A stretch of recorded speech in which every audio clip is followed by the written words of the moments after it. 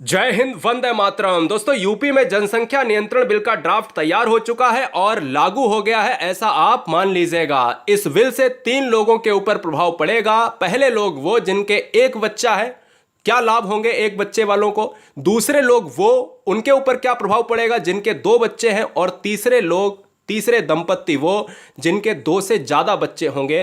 तो फिर भैया क्या प्रभाव पड़ेगा।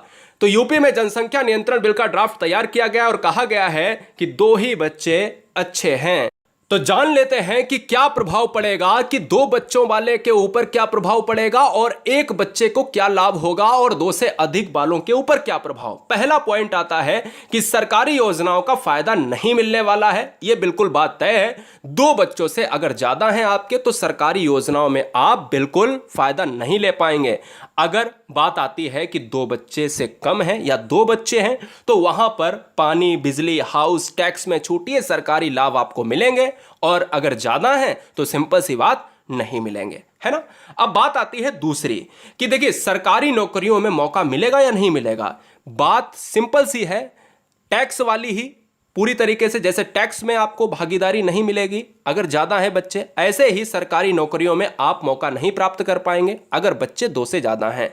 नौकरियां अगर आपको चाहिए या तो 1 हो या 2 बच्चे हो तो भी आपको नौकरी मिलेगी। नहीं तो सरकारी नौकरी में ना तो इंक्रीमेंट मिलेगा, ना ही प्रमोशन का लाभ होगा, और पहली बात तो नौकरी ही नहीं दी जाएगी। सिंपल सी बात समझ गए। 2 बच्चों के लिए है, 2 से ज्यादा है तो नहीं, 2 से कम है तो सारे लाभ आपको मिलेंगे।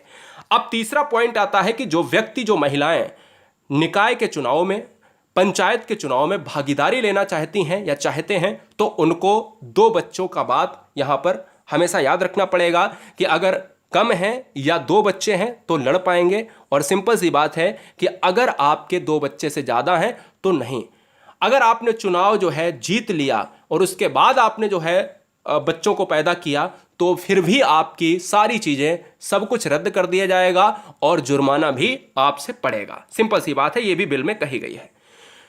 चौथी बात आती है, राशन कार्ड में 4 से अधिक सदस्य नहीं होंगे अगर 2 से ज्यादा बच्चे हैं, 2 दंपत्ति और 2 बच्चे। सिंपल सी बात। अब बात यह आती है कि जिनका एक बच्चा है उनके ऊपर क्या, जिनका एक बच्चा है उनके ऊपर क्या। तो याद रखो कि जिनका अगर एक बच्चा है तो आप एडमिशन जब कराने जाएंगे तो सबसे पहले आपके बच्चे को वरीयता दी जाएगी। आप स्नातक के बच्चों को अगर एडमिशन देने जाते हैं, उच्च शिक्षा में अपने बच्चों को पढ़ाना चाहते हैं, अगर आपका एक बच्चा है तो सबसे पहले आपके बच्चे को वरीयता दी जाएगी। आप मुफ्त शिक्षा के हकदार होंगे।